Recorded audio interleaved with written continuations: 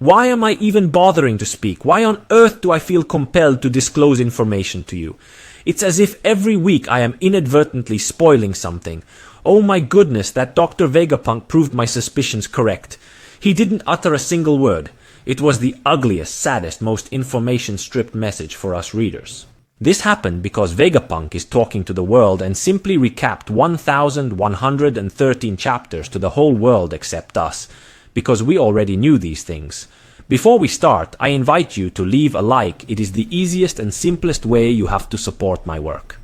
And before I talk about Vegapunk, which is perhaps the most interesting part for the audience, I want to start with another talk which I think is even better. How did the last chapter end? It ended with this sentence from Vegapunk. I'm referring to the crew of the Pirate King himself. They were aware of the complete story. So why did they vanish without sharing it with anyone? Why did they choose not to take action? And we start here because here we have to connect the words of the characters we see in this chapter. I would start with Helmeppo, who says, in other words, he's talking about the One Piece. Since the Pirate King left a treasure, he left the One Piece. And let me remind you of the words, my treasure. It's yours if you want it. Find it. I left all the world has there. And since Vegapunk quotes Roger and his pirates verbatim, the One Piece is the simplest thing anyone can think of. The One Piece, now in the common idea, also leads you to discover the truth. So much so that then Kobe and the other Navy boys assert that it's going to be a big mess from now on because, in fact, Vegapunk has unleashed the third wave of pirates into the sea after Roger and Whitebeard. In fact, that it is going to be quite a mess is shown to us right away by the pirates of Hachinosu, the pirate island where Blackbeard is staying, along with Gin, Pearl, and Don Krieg. Nice one, Oda. And what do these pirates with whom the chapter opens say? Referring precisely to Vegapunk's phrase about Roger's pirates. They say, is that cursed man saying that buried treasure rests on the seabeds all over the world?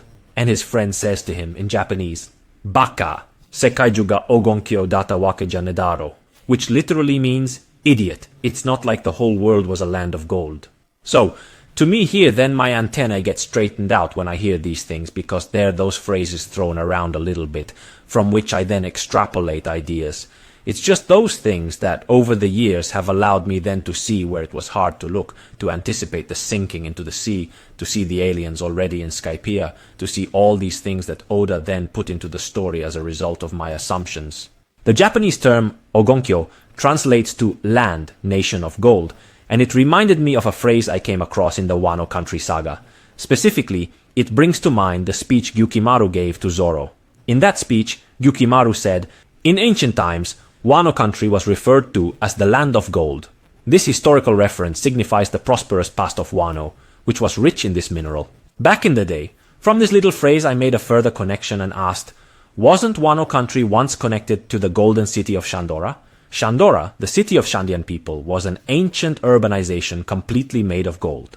And from this speech then I took a further step back and came to God Enel.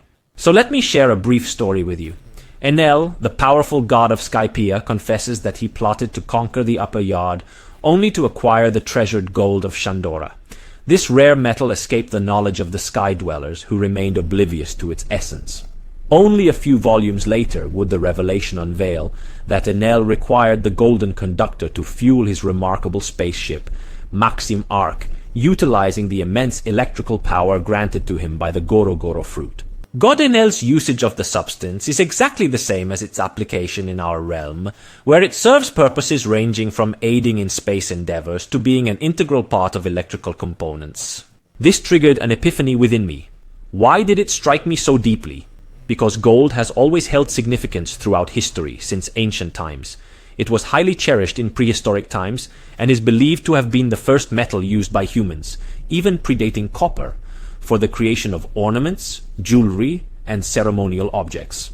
The importance of gold extends beyond its modern applications, making it an integral part of human culture throughout the ages. Personally, I have always wondered why, among so many elements, ancient peoples chose gold as their metal. Certainly, the pliability of this metal and the ease with which it can be work in favor of its use. Moreover, one of the interesting elements characteristic of gold is its color, a bright yellow, which can be associated with the sun. However, there is another thing that binds man so much to gold, namely, the connection that this metal had precisely with the gods.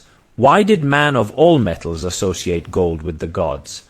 Why did they wear gold jewelry, as did, for example, the Mesoamerican peoples or the Egyptian pharaohs, to justify their resemblance to the gods? Here we take a further step and enter the realm of speculation, of science fiction, of the fantasy theory that I like so much. Because here he enters, hot on his heels again for the umpteenth time, the theory of ancient astronauts, which we take into account because Oda is obviously fond of this stuff. According to the theory, those who originated from heaven arrived on Earth and began extracting and utilizing gold for their advanced devices.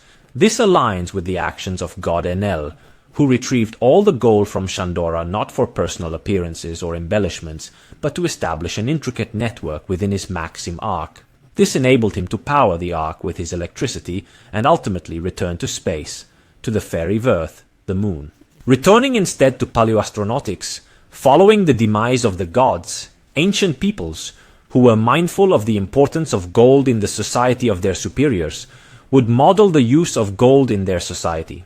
Of course, without then being able to apply it to a technologically advanced industry and thus using it only as an ornamental tool to feel close to their creators.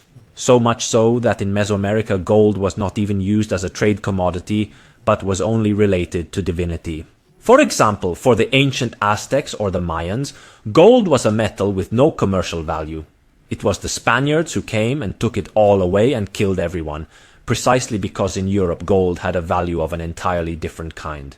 For them, it was an ornamental metal that simply associated them, in their folklore, with the gods. Nothing more, nothing less. From this talk we can consider two things. The first is the heavenly tribute, which is the gold tax that the world pays to the heavenly dragons. What do the celestial dragons do with all this gold?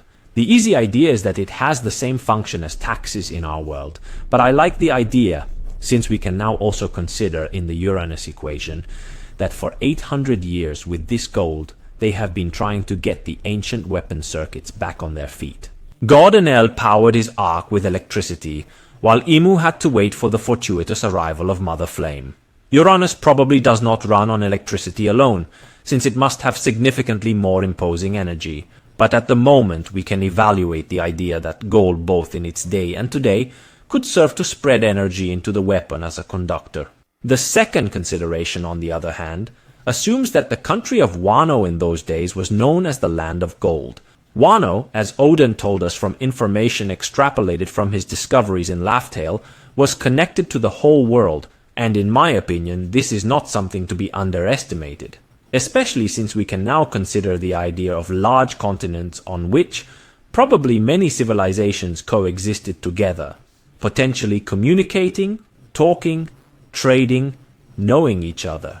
I don't think it's a coincidence that the poneglyphs were given to countries with particular cultures that recall ancient civilizations in our world, the Egyptians in Arabasta, the Mayans in Shandora, the samurai in Wano. These are very important connections. And this, again, brings us back to the ancient astronaut theory and its many nuances. Why? Because there was, it is said, that in much earlier times, the world lived in a wondrous epoch, gone down in history as the Golden Age, where the first humans lived in total harmony with the most ancient gods. Some associate this era with the prosperous times of Atlantis, or of the lost Mu in the Pacific Ocean, or even further back, with Hyperborea or Lemuria, all fantastic civilizations that were wiped out by a succession of cataclysms that then caused the islands to sink to the depths of the sea. Coincidentally, as seems to have happened in Eiichiro Oda's world.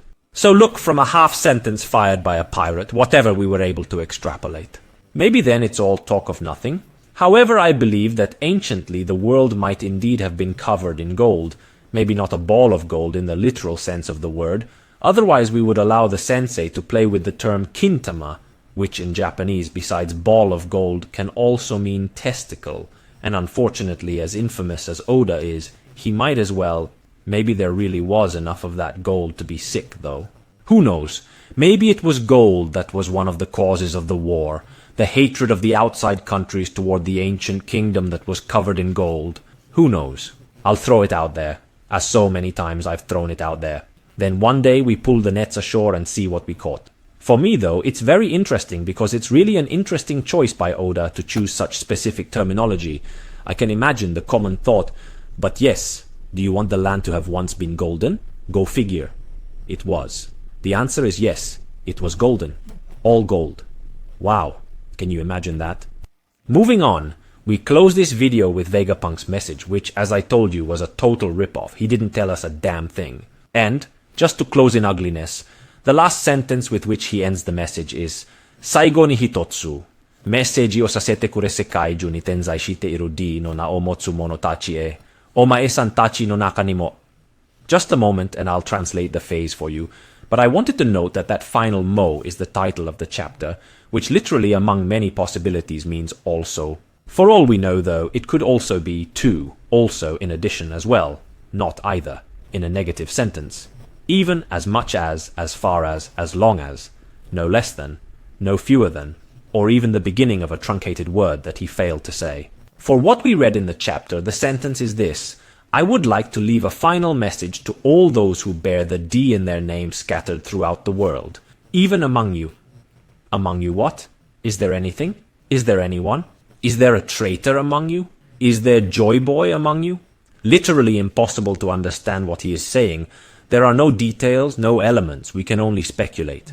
Shooting in the heap, maybe someone can even guess it, however clearly it's a matter of luck. I right now, with trivial logic, wouldn't know what he could say. And it's a shame, because if you think about it, if he hadn't done that 10-minute opening curtain call with the Vega coffee, so the advertising like a streamer, and then the whole pointless rigmarole of putting up the slug videos, he would have had the time. Guys, the video Dendenmushi didn't do any good. They didn't do any good. He just had to show himself how handsome he is. I told you in past videos that he just wanted to show himself. He wanted to show himself to everyone because it was important to him that people had this memory of him. He knew that he was going to die soon. So what did he do? He showed up so people would remember him, have a good memory of him, a good memory that he found out the truth, warned them and put them on notice. Him apologizing because the energy that will cause their death. He created it to improve their lives. He did it for humanity, but he made a mistake because it got into the wrong hands, but it's not his fault, excuse him. He prostrates himself, the coward, I make all the prayers, and then he besmirches Roger, makes himself look good in front of everyone, and then when he has to say the one thing that is useful to those with a D, he makes a grim face and the message cuts out. But for Christ's sake, if you asshole hadn't drunk the Vega Cafe, if you hadn't wasted your time, you useless airhead, we would know now. Think about it. He wanted to do the 1 hour preview, and Shaka called him crazy, saying an hour was too much and they would cut him off before he left. Damn dog. Clearly I'm railing in jest, because from a narrative point of view it all makes sense. It is Robin who has to find out the truth. The key to everything is Laugh Tale. That is where we will find out the real truth, certainly not from Vegapunk's words. What gets us all riled up is that Oda for 4 chapters has been teasing us, when in the end it was nothing more than a summary for readers who have never read One Piece before Egghead, as he himself had said he would do after the end of Wano in a public interview. But I don't hold it against Oda, because the master does his job, and the fact that I'm here, angry and excited at the same time, means that still he, for better or worse, did his job as a mangaka well. Bastard, he's got us by the balls, but that's alright, that's alright. Now it's your turn. Tell me below what you think. Of course, I ask you to leave a like. It's the easiest and quickest thing you can do to support my work and my channel, to carry on this project in the English language. So leave a like, comment, or trivially, if you are not yet subscribed, subscribe to the Ancient Kingdom channel. I salute you, be good and have fun.